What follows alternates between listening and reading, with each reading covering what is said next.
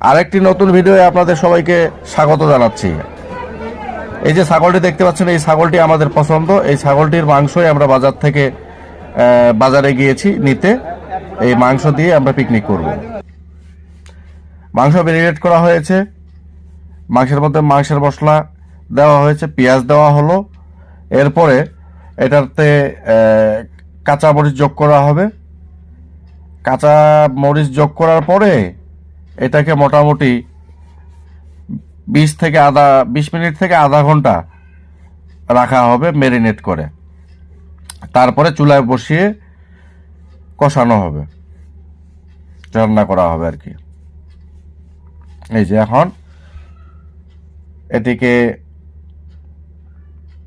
ভালো করে নেড়ে তারপরে 20 মিনিটের মতো রাখা হবে ম্যারিনেট করে।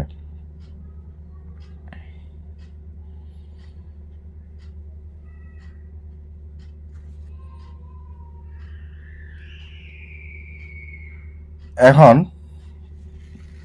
যাই হোক, আমাদের লোকজন সব মোটামুটি চলে এসেছে। এই দেখেন মাংসটা কিভাবে ম্যারিনেট করা হচ্ছে।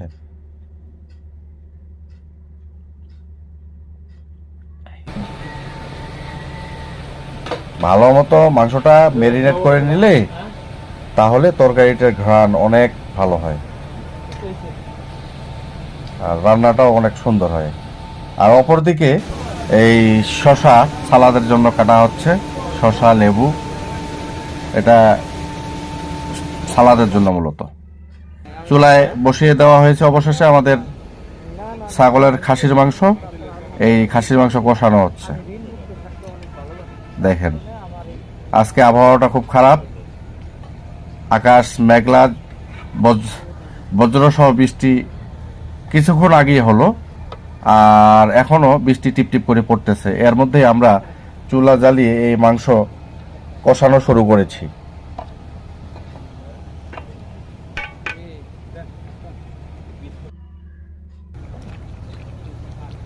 এখন এই মাংসটা অনেকক্ষণ কষাতে হবে।